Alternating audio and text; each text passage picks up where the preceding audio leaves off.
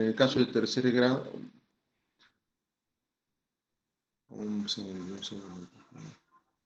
Ok, como hemos visto, la discriminación de precios permite separar o cobrar precios distintos a los consumidores, ¿cierto? En el caso de primer grado o discriminación de precios perfecta, lo que hace es el monopolista es vender diferentes unidades de producción a precios distintos, que además puede diferir según la persona, sea el comprador, o sea, de acuerdo al tipo de comprador, ¿cierto? Uno de los problemas que nosotros veíamos ahí es cómo se puede identificar al tipo de comprador. No es tan fácil, ¿no?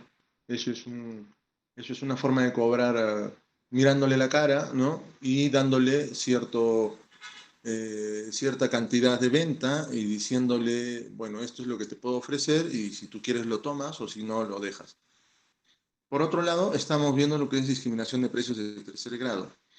En este caso, lo que estamos observando es que se puede separar, digamos, el monopolista vende la producción a cada persona a precios diferentes, dividiéndolos de repente en grupos de consumidores y tratando de observar cuál es el tipo de demanda que tiene cada uno de estos consumidores.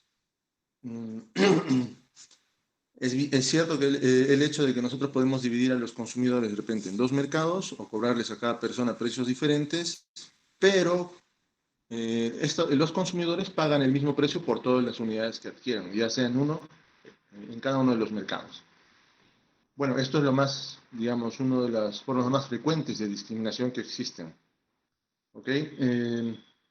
Descuentos de repente a estudiantes, descuentos a personas mayores, adultos mayores. Y acá estábamos observando ya lo que corresponde a discriminación de precios de tercer grado, ¿cierto? Entonces, algunos ejemplos, lo que son líneas aéreas. Bueno, en líneas aéreas, además de discriminación de precios de tercer grado, también se puede hacer por segundo grado, ¿sí? Pero de acuerdo, como les he dicho, a la posibilidad de poder separar a los consumidores en grupos o de permitir que los mismos consumidores se autoseleccionen, que esa es la discriminación de precios de segundo grado. ¿Okay? Bueno, en tercer grado también tenemos alimentos de marca, sin marca, ustedes han visto, ¿no? El producto de marca viene un producto producido por la misma empresa, pero vienen en empaques diferentes. Por ejemplo, las leches, ¿no? De repente ahí Gloria vende su leche en tarro azul, pero hay otros tarros como Pura Vida, que ha habido problemas hace tiempo, bebidas alcohólicas, descuentos, como decíamos. Y volvemos a la situación esta, ¿no? De si es posible o no es posible separar a los consumidores en grupos. ¿No? Y si es posible y si hay alguna forma de poder identificarlos, lo que vamos a hacer es cobrar en función de sus demandas, ¿sí? En función de las demandas. Muy bien. Entonces, en este caso veíamos lo siguiente, en términos conceptuales, que tenemos que igualar los ingresos marginales en cada uno de los mercados y que estos ingresos marginales tienen que ser iguales al costo marginal. El costo marginal es de producción conjunta, ¿sí? En una sola planta. Acá no es un monopolista que tiene dos plantas, sino que es un monopolista que tiene una sola planta. Por lo tanto, enfrenta costos marginales únicos, ¿sí? Unos costos marginales o costos totales únicos y costos marginales también únicos, a los cuales tenemos que igualar los ingresos marginales en cada uno de los mercados. Muy bien, esto ya lo habíamos visto y lo que quería que veamos era un ejercicio. Recuerden que tenemos que tomar en consideración además las elasticidades, porque en un mercado donde la elasticidad sea mucho más alta, ¿no es cierto? Vamos a cobrar precios más altos. En un mercado donde la elasticidad sea mucho más baja, me refiero a las curvas, ¿eh? Me refiero a la forma de las curvas. En todo caso, lo voy a decir de otra forma. ¿Eh? En un mercado donde la pendiente de la curva de demanda es mucho más inclinada, ¿cierto? Vamos a cobrar precios más altos. Eso implica una elasticidad baja, ¿no? Y en un mercado donde la elasticidad está más inclinada, más echada, ¿no es cierto? No más parada, sino más echada, ¿no es cierto? Vamos a cobrar precios más bajos, ¿no? Ahí la elasticidad es mucho más alta. ¿Por qué? Porque cuando la pendiente está más pronunciada respecto a en una curva de demanda, lo que sucede es que los consumidores son menos sensibles a cambios en el precio.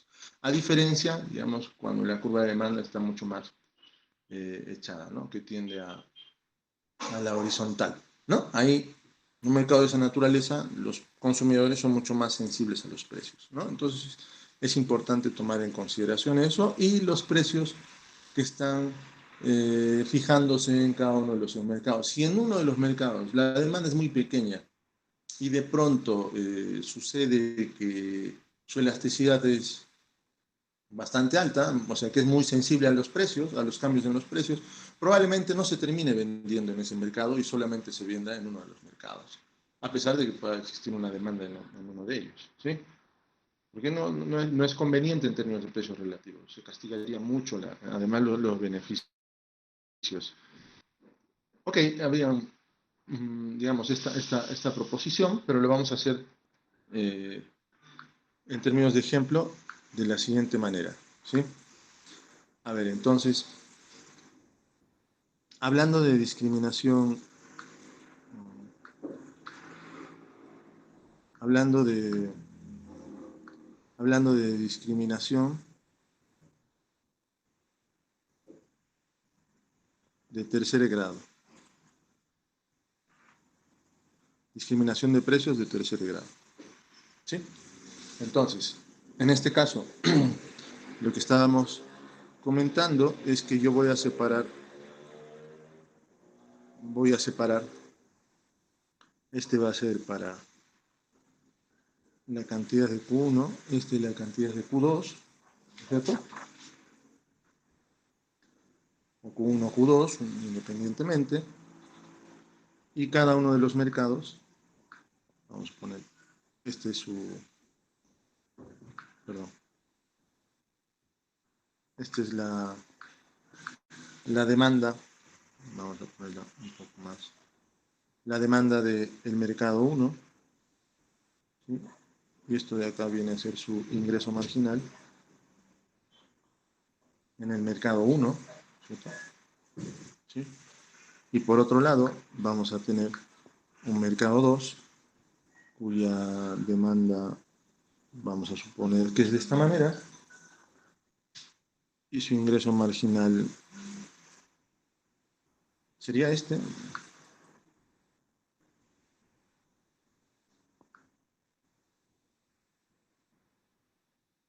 ¿no? Entonces acá tenemos la demanda en el mercado 2, este sería su ingreso marginal en el mercado 2, y vamos a suponer unos costos marginales constantes, por lo que esto vendría así, ¿cierto? Entonces acá sería su costo marginal. ¿Ok? Entonces, dicho eso, en nuestro esquema lo que hemos dicho es que el ingreso marginal en el mercado 1 debe ser igual al ingreso marginal en el mercado 2 y eso debe ser igual a los costos marginales, ¿cierto? ¿Qué sucede también de manera independiente, ¿no? Debería suceder eso ahí y también debería suceder eso ahí. Muy bien, como vemos de manera gráfica. Por lo que, este, acá sería el precio de 1 y acá sería el precio de 2.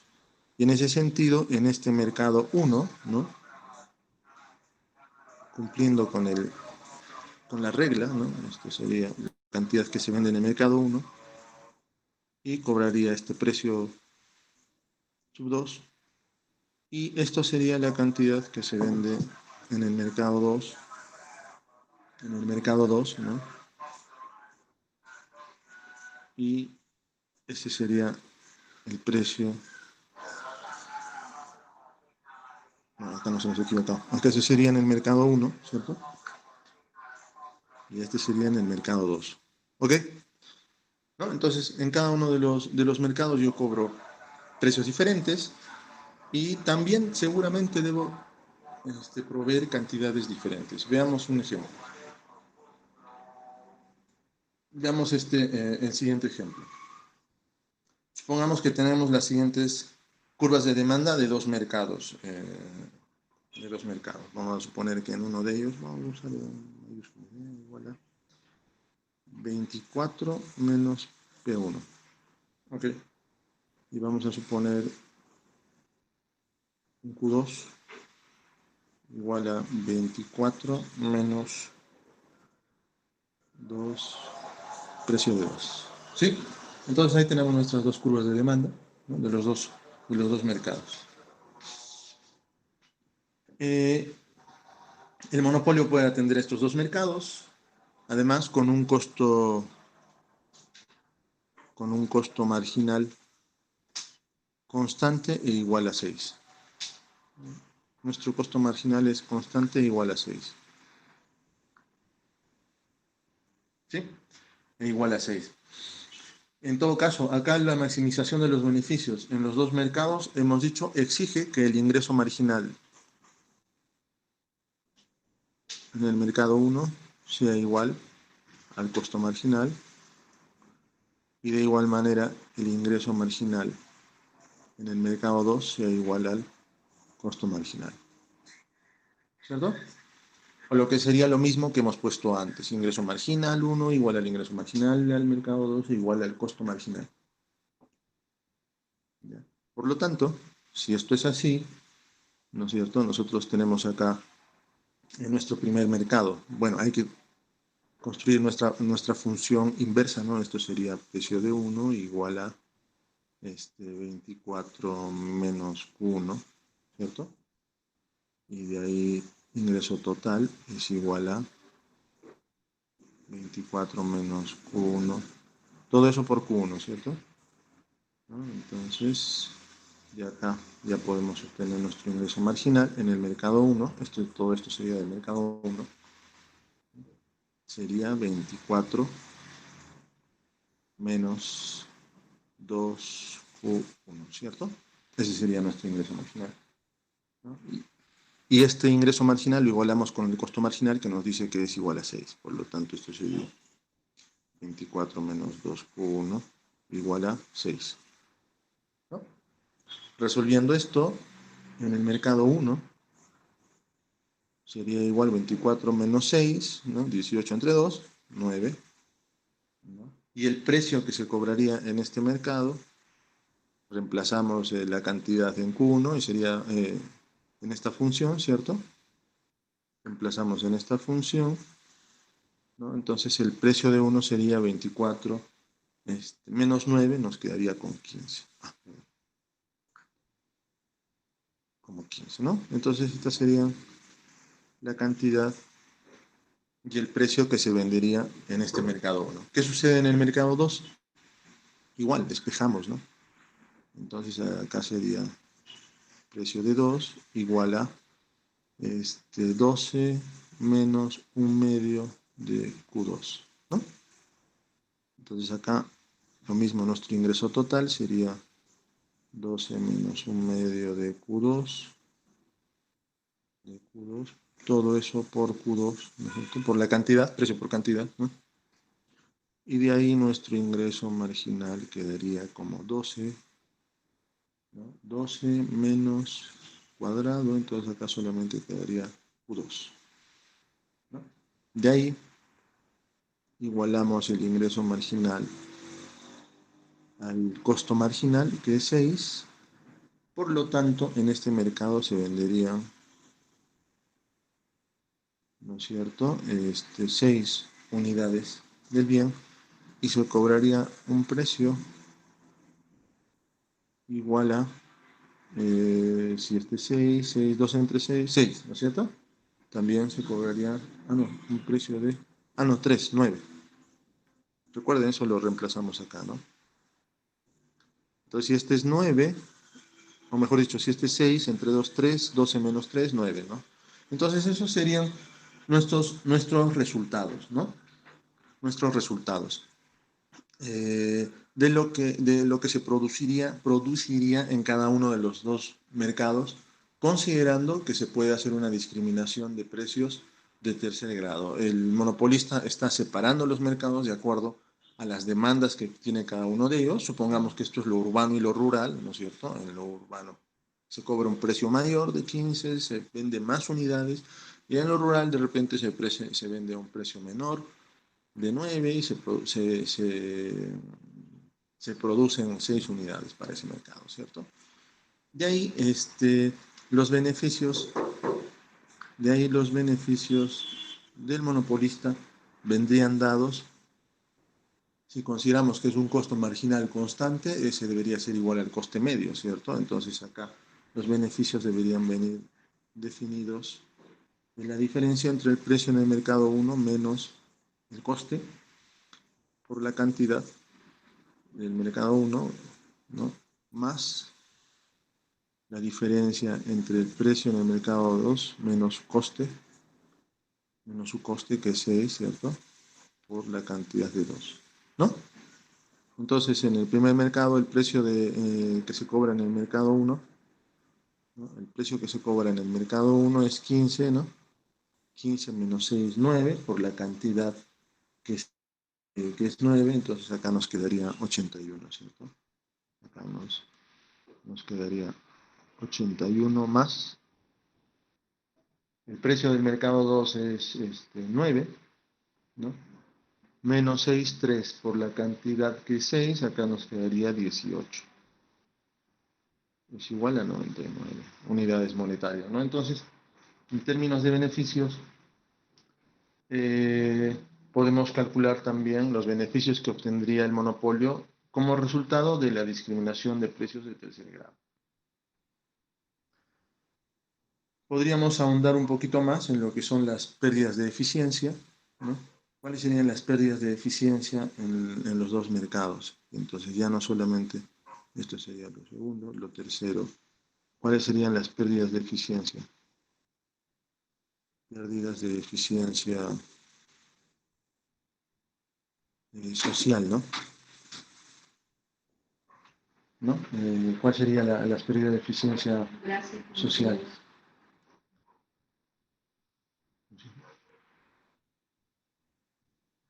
Pero por el celular también te conectas y por el celular, ¿cómo lo que haces con el Meet? Perdón, van a disculpar. Entonces, entonces ya tenemos los precios y las cantidades Vamos a hacer el gráfico, ¿ya? Vamos a tratar de ver de manera gráfica esto.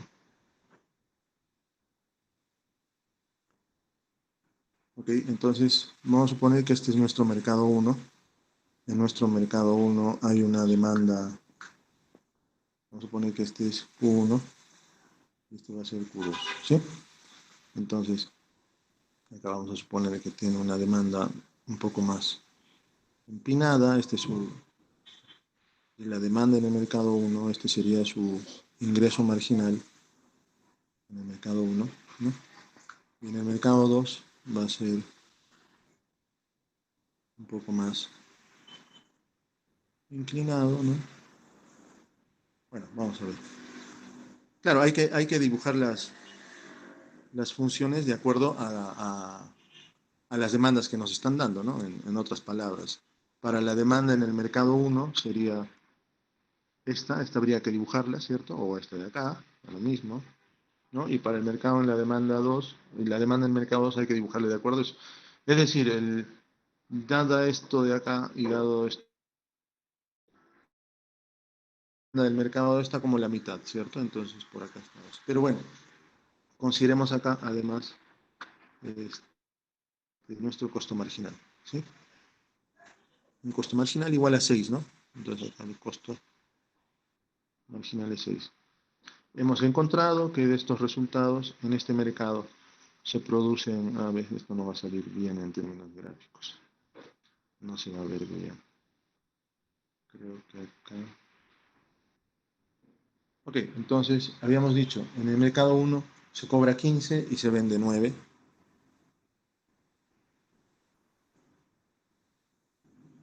Acá se vende 9 y se cobra 15.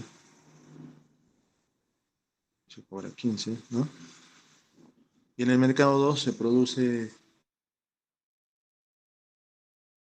acá debería ser 6. Vamos a suponer que es menor, ¿no? Y se cobra un precio de 9, ¿no? ¿Sí? Bueno, ahí el gráfico no ayuda mucho, pero hagámonos la idea. Ok, entonces acá lo que tenemos que estimar son las pérdidas de eficiencia. Recuerden, la pérdida de eficiencia en cada uno de los mercados vendría dado por lo siguiente, ¿no?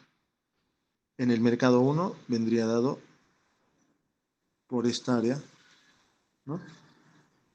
Y en el mercado 2 vendría dado por esta área. Bueno, se supone que en el mercado 2 la pérdida de eficiencia de repente va a ser menor, ¿no? Es la comparación entre lo que se cobraría en competencia perfecta frente a lo que se cobra en discriminación de precios.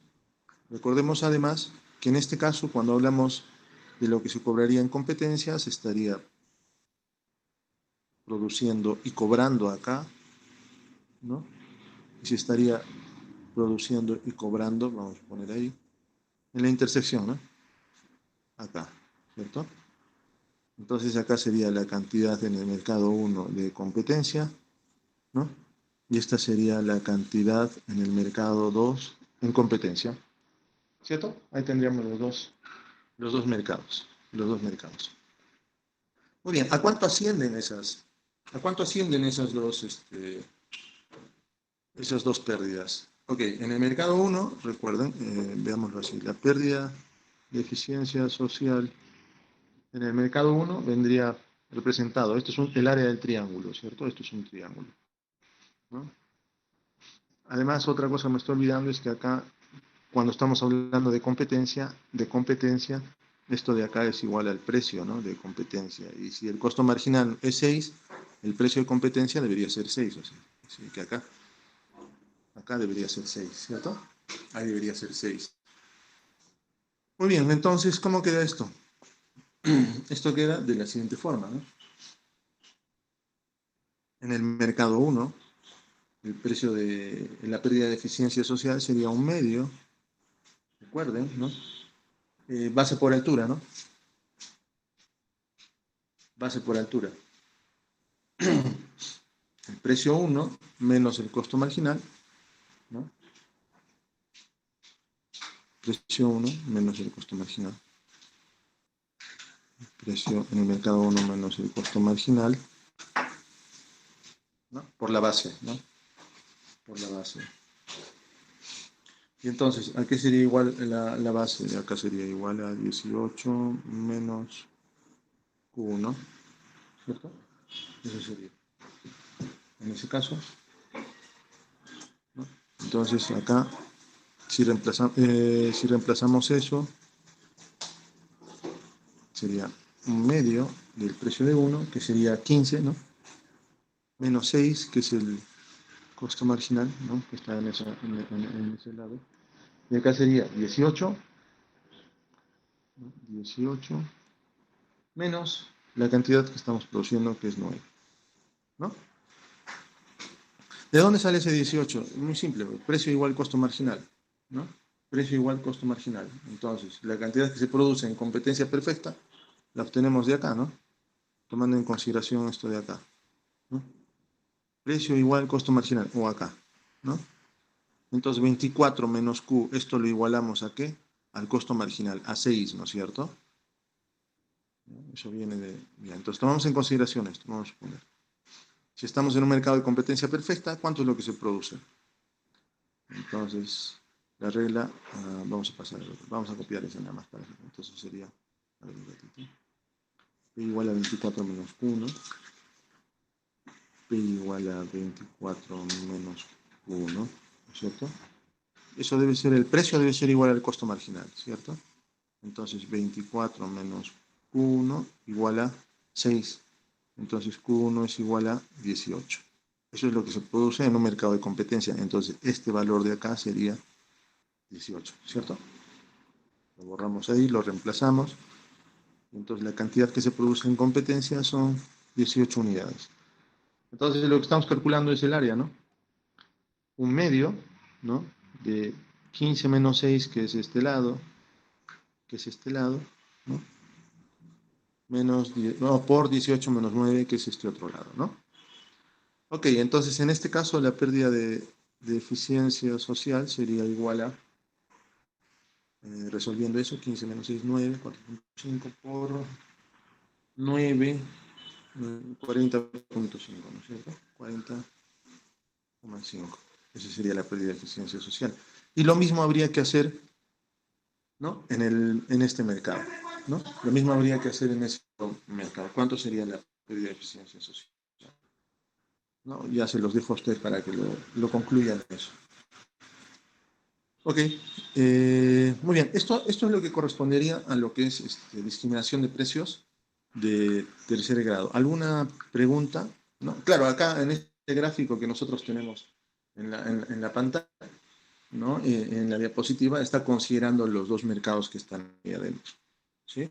Los dos, eh, las dos curvas de demanda. Está la curva de demanda 1, la curva de demanda 2, ¿no? Pero no nos compliquemos, lo que podemos hacer es, como lo que les he mostrado, dividirlo en dos gráficos. Un lado para el mercado 1 y el otro lado para el mercado 2. ¿Ok? Bueno, esta es la forma en la que está resolviéndose acá y de igual manera lo que se ve es que se cobran precios diferentes de acuerdo a las demandas que tiene cada uno de los mercados. Lo que hay que tomar en consideración también es la curva de costos, ¿no? Porque acá estamos hablando de curvas de costos marginales que son crecientes. ¿No? Y eso es importante porque si estamos viendo que los costos marginales son crecientes y uno de los mercados es mucho más pequeño, probablemente yo no le venda al mercado más pequeño como se está observando en este gráfico, ¿no? Probablemente yo no le venda a este mercado y solamente tenga que venderle a este mercado debido a que en este mercado, ¿no? Las disposiciones, debido a que en ese mercado las disposiciones a pagar son mucho menores, ¿no? Son mucho más bajas. Eh, y entonces es importante observar también, ¿no? Es probable que en esta situación se pueda hacer lo siguiente, ¿no? Que yo, ¿no? Dado que existen varios tipos de consumidores, a los que tienen demandas más elásticas, les pueda hacer algún tipo de oferta que considere, por ejemplo, descuentos, programas de devolución, algunas compras anticipadas de repente a un precio diferente más bajo. O entonces va a permitir, digamos, hacer que los diferentes consumidores puedan acceder de aquellos que tienen demandas más elásticas. A eso nos referimos, ¿no? Entonces ustedes van al mall, ¿no es cierto? Y van a observar que en el medio, ¿no? Bueno, que existen algunas ofertas ahí para los diferentes productos, ¿no? ¿No? Que tienen ciertos descuentos, ¿no? Que tienen ciertos descuentos. Lógicamente esto en la posibilidad de que no exista tampoco la reventa, es decir, de que si yo compro en el mercado de precio más bajo, después no tenga la posibilidad de venderle al mercado que tiene este, una demanda más elástica, ¿no? Entonces acá, en algunos ejemplos acá, ¿no? De elasticidades que podemos observar, ¿no? A los usuarios normalmente, por ejemplo, en la comida para gatos, ¿no? Ahora que se cría animalitos en casa, ¿no es cierto? Entonces, si le compran sus alimentos, ¿no? Los no usuarios probablemente tengan una demanda, una elasticidad mucho más baja, ¿no? Respecto a los usuarios. Ok, muy bien, hay algunos otros ejemplos que ustedes los van a revisar, ¿no? En el libro también algunos ejemplos adicionales que ustedes ya los leen, son esos casos que tenemos ahí. Y también tenemos, por ejemplo, este caso de las tarifas aéreas, ¿no? Hay algunos clientes que debido al tipo de demanda que tienen, no pagan tarifas diferentes. Ustedes pueden viajar en un avión y ustedes pagar una tarifa de $30 y la persona que está sentada a su costado puede estar pagando $200, ¿no? ¿No? De pronto se hace ventas, ustedes han visto con anticipación, si ustedes compran su pasaje con tiempo, si ustedes programan con tiempo, ¿no? ¿No? De pronto es mucho más barato, ¿no? Que si ustedes deciden viajar el día de mañana, ¿no? Y además en la posibilidad de poder diferenciar, ¿no? Diferenciar el tipo de consumidor, si es un viajero por turismo o es un viajero por negocio, ¿no? Probablemente un viajero por turismo sea más sensible al precio del pasaje del avión. En cambio, un viajero por negocio no sea tan sensible al precio del avión, ¿no? Por ejemplo, al precio del billete de avión. Entonces, estos detalles también, ¿no? Comprar el billete con antelación, permanecer un fin de semana, no hay derecho a devolución, ¿no? Y de repente los billetes más caros sin ningún tipo de restricciones, ¿no? Hay algunos otros ejemplos acá también vinculados a esto, ¿no? Divisiones del mercado, dependiendo del momento, ¿no? Cuando se lanza una película, digamos, la película está en estreno, ¿no? ¿No? Que es diferente verla cuando salió de estreno, ¿no? En los días siguientes, ¿no? En una semana, en las 2 semanas siguientes después del estreno, ¿no? Ok.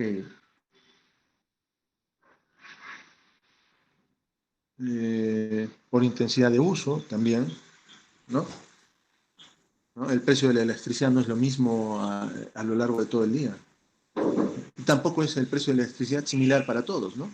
Hay precio de electricidad para consumo residencial, para negocios, ¿no? Para comercios y también para industria, ¿no? Son tarifas diferentes, entonces a cada uno le cobra un precio por la electricidad diferente. Y no es lo mismo tampoco a lo largo del día, porque hay hora punta y hay horas valle, ¿cierto? Entonces, durante las horas punta, las tarifas de electricidad también son más caras. Por eso muchas veces sale en la propaganda, no, usted no planche entre tal hora y tal hora, ¿no? Usted no debería planchar su ropa entre las 6 de la tarde o 5 de la tarde, creo, hasta las 9 de la noche, ¿no? Porque es hora punta y la electricidad es mucho más cara, ¿no? ¿No? Entonces son formas de discriminar también. Muy bien, eso ustedes ya lo revisan. Y vamos a entrar en lo que es la tarifa de 2 tramos.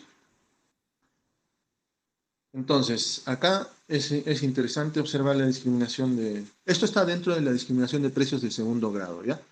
Vamos a hacer lo siguiente. Lo que es discriminación de precios de segundo grado está ahí en la presentación que ustedes tienen en la plataforma del CAF. Siguen eso y conmigo vamos a ver lo que es discriminación de precios en tarifas, ¿ya? En 2 partes o de 2 tramos. Entonces, acá lo que se puede hacer es dividir la opción de compra de un determinado producto en 2 precios. Eh, Podemos separar de repente, como hemos estado viendo, a los demandantes en una serie de categorías y fijar un precio que maximice, digamos, los beneficios en cada una de esas categorías, en esos mercados, como hemos visto. Pero lo que podríamos hacer es elegir tablas de precios, ¿ya? Tablas de precios. Dentro de lo que es discriminación de precios de segundo grado, ¿sí? Vamos a ver lo que son tablas de precios, que es estas tarifas en 2 partes. Es decir, ¿qué significa esto? Que ofrezca incentivos a los consumidores para que estos se autoseleccionen en función de la cantidad que quieren comprar. ¿Ok? Entonces, yo lo que voy a hacer es ofrecer incentivos a los demandantes para que se separen a sí mismos en función de la cantidad que quieren comprar o en función del bien que quieren comprar. Estos pueden ser, digamos, descuentos por cantidad, ¿no? O fijación de cantidades mínimas o ventas vinculadas. Por ejemplo, ahora sí, si estamos, digamos, en un centro comercial o estamos, digamos, en un supermercado, vamos a observar que el azúcar, de repente, o el arroz vienen embolsados en paquetes diferentes, de diferente tamaño, ¿cierto? De diferente tamaño. Entonces hay bolsas de 1 kilo, de 3 kilos, de 5 kilos, de 10 kilos, de 20 kilos, ¿no? Y si ustedes ven el precio por unidad de kilo, ¿no? El precio por unidad de kilo, si la bolsa digamos, de 1 kilo de arroz está a 3 soles, la bolsa de 20 kilos, el precio unitario por kilo de arroz no va a ser de 3 soles, va a ser mucho menor, ¿no? Entonces, a medida que tú aumentes la cantidad, se van a hacer descuentos, ¿no? Después ventas vinculadas. Yo te vendo de repente el aceite junto con una bolsa de azúcar, qué sé yo, ¿no es cierto? Entonces, ventas atadas o vinculadas. Lo que hace a esto es permitirle obtener mayores beneficios. Recuerden que acá cuando hacemos discriminación de precios en general, lo que estamos tratando de hacer es cambiar la política de un único precio que tiene un monopolio y más bien tener precios diferentes de acuerdo a los consumidores, de tal manera que la empresa pueda maximizar sus beneficios, ¿no? Entonces, ¿qué es lo que sucede? Los demandantes pagan precios distintos por un mismo bien, ¿cierto? Y además, en esta forma de discriminación de precios, digamos, tampoco existe la posibilidad de la reventa, ¿no? O sea, que si yo compro a un precio más barato, termine vendiéndole a los que han cobrado o que pueden pagar un precio más alto, ¿ya? Y lo otro es la posibilidad de que los individuos o los consumidores puedan autoseleccionarse, ¿sí? Se autoseleccionan. Entonces, cuando yo voy a comprar un billete de avión, ¿no es cierto? Voy a comprar un billete de avión para ir a un lugar. La empresa de repente no sabe si yo voy a hacer, si yo soy, digamos, si estoy viajando por turismo o si estoy viajando por negocios. La empresa no sabe. Yo lo que podría hacer es pasarme, yo siendo un empresario podría pasarme como si fuese un viaje de turismo, porque sé que los pasajes de turismo son mucho más baratos, ¿no? Pero la empresa no sabe. Entonces, de pronto la empresa dice, ¿sabes qué? Para este tipo o para ciertos pasajes van a tener flexibilidad completa. Y algunos otros pasajes van a tener restricciones, como si usted pierde el vuelo ya no lo puede reprogramar. Pero en el otro caso, si usted pierde el vuelo, lo puede reprogramar. Entonces, quién va a decidir realizar la compra y de qué tipo de producto? Va a ser el consumidor. Es decir, le estoy dando la posibilidad de que se autoseleccione. Fíjense en un menú de un restaurante, ¿no? En un menú de un restaurante, ustedes pueden ver, hay entrada y platos de fondo. Y dentro de los platos de fondo no todos son iguales. Hay unos tipos de platos de fondo y hay otros, como le llaman, el menú ejecutivo, donde hay otros tipos de platos de fondo. Entonces yo le estoy ofreciendo una carta. ¿Quién decide después pagar? Porque la empresa no sabe, ¿no? El pequeño restaurante que tiene diferentes platos, su menú ejecutivo y su menú clásico, no sabe cuál es el tipo del consumidor, ¿no? Pero yo le voy a dar una carta, ¿no es cierto? Una tabla de precios con productos donde al final quien decida, quien se autoseleccione, es el consumidor, ¿sí? Es el consumidor. Y en este caso de tarifa de 2 tramos sucede algo interesante, porque lo que se hace es cobrar una tarifa de entrada, ¿no? Hay algunos lugares donde hacen esto. Por ejemplo, estas tarifas de estos sistemas de juegos, ¿no? Los juegos que había, o que había, ¿no? Cuando funcionaba en el mall Coney Park, ¿no es cierto? En ese Coney Park lo que hacían es cobrarte con una tarifa de entrada, que es que tú pagues por el valor de la tarjeta, ¿no? Y después tú pagas, ¿no? Precios diferentes por unidades adicionales de consumo, ¿no? Si tú quieres jugar cuántas máquinas, bueno, tú pagas. Si quieres jugar 2, 3, 4, 5, ¿no? Pero te cobran una tarifa de entrada, ¿no? Y eso es independiente, digamos, de el tipo de consumidor, ¿no? Se paga una entrada y por cada juego que se realiza, ¿no? Ustedes van a tener precios diferenciados, ¿no? Y entonces ahí vemos, hay parques de atracciones, puede ser Disney también, que es el ejemplo clásico, los clubes, ¿no? Los clubes, ¿no? También sucede esto, ¿no? Paga el alquiler por computadora y después hay una tarifa mensual, ¿no? Máquinas, en lo que es maquinaria pesada también sucede eso, ¿no? En algunas empresas que hacen alquiler, ¿no? Lo de las máquinas de afeitar también, ¿no? Tú compras la máquina de afeitar y después pagas por los repuestos, ¿no? Etcétera. Entonces, vamos a revisarlo esto, yéndonos al ejemplo además, vamos a suponer la tarifa, vamos a plantear lo que es tarifa en 2 partes, tarifa en 2 partes, o tarifa en 2 tramos, ¿no es cierto? ¿Sí? Es lo mismo, ¿no? Tarifa en 2 tramos. Creo que ya no nos alcanza tiempo, pero lo plantearemos por lo menos. Entonces, el caso típico acá que se estudia justamente son los centros de recreación, ¿ya? El caso clásico es el caso de Disneylandia, digamos, ¿no? O este caso que podemos observar acá, que es el del Coney Park, ¿no?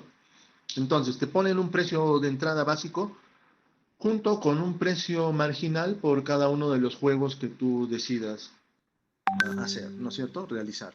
Entonces, esto podría representarse matemáticamente de la siguiente forma. Es decir, la tarifa que cualquier demandante debe pagar para adquirir una cantidad de unidades del producto sería la tarifa que está en función de Q igual a este monto fijo más P por Q. ¿Sí? Donde este valor de A vendría a ser la comisión fija. Lo voy a poner ya. Donde A vendría a ser esta comisión fija, ¿no es cierto? Sabe que usted quiere jugar, cómprese su tarjeta, ¿no? Y la tarjeta vale 5 soles, ¿no? Y este precio marginal que hay que pagar por los juegos. Ah, entonces si usted quiere jugar los diferentes juegos, usted puede cargar con montos de 10 soles, de 20 soles, de 5 soles, de 30, 50, 70 soles. Y ustedes, si se dan cuenta, a medida, se le hacen ofertas, ¿no? Si usted carga 50 soles, le doy 20 soles adicionales, ¿no? Le regalo 20 soles adicionales. ¿No? Entonces se hace discriminación de varias formas, tratando de que como la empresa desconoce cuáles son los tipos de consumidores, lo que hace es le plantea un menú de alternativas y el consumidor es el que se autoselecciona, ¿no es cierto? Entonces, ¿qué tiene que hacer el monopolista? El monopolista tiene que definir, el, definir el valor de A, ¿no? ¿Cuánto es lo que le debo cobrar? ¿No? Perdón, perdón. ¿Cuánto es lo que le debo cobrar? ¿No? ¿Cuánto es lo que le debo cobrar? Como tarifa de ingreso, ¿no es cierto? Esa comisión fija. ¿Y cuánto es el precio también que debo cobrarle? O sea, ¿cuál es esa tarifa óptima para la demanda de ese producto? ¿No? Recordemos o veamos también además que uno de los detalles acá es que tendríamos que observar el precio medio, ¿no? El precio promedio. El precio promedio sería igual, ¿no? A todo esto sobre Q, ¿no? Igual a A sobre Q más P, ¿cierto? ¿Qué es esto nada más? Dividido entre Q, ¿no? Estamos dividiendo acá entre Q, ¿no? Estamos dividiendo entre Q. Entonces, ahí tendríamos que observar el precio medio, ¿no? El precio medio que estaría pagando cualquier comprador. Ok, vamos a ver esto en un ejemplo. Ya creo que ya no nos queda tiempo, pero podríamos plantear de repente tarifas lineales, ¿no? En términos de decir, el precio debe ser igual al costo marginal. Y después podríamos estimar la tarifa. De tal forma que yo, si considero que el precio debe ser igual al costo marginal, podría permitirme a mí fijar la tarifa de ingreso A, ¿no? Y así poder maximizar los beneficios. En todo caso, si estamos hablando de este tipo de elección, ¿no? Igualar precio igual costo marginal, que sería la primera aproximación que yo podría hacer, ¿no es cierto? Me permitiría maximizar el excedente de uno de los grupos de consumidores, ¿ya? Eh, y ¿no? De uno de los grupos de los consumidores. Y si ustedes recuerdan, nosotros decíamos que una de las formas es que el excedente del consumidor, ¿no es cierto? El excedente del consumidor resulte siendo el monto que debe pagar, ¿no es cierto? El excedente del consumidor debe ser el monto que debe pagar para poder consumir el bien. En este caso, SA vendría a ser nuestro monto fijo, ¿no? Nuestra comisión fija. Ok, muy bien. Lo vamos a ver esto en un ejercicio el día lunes, ¿ya? Para completar la idea. Muy bien, chicos, ya son 9:58. En todo caso, quedamos en esto. Si hay algún interrogante que quieran hacer, me lo hacen saber, ¿ya?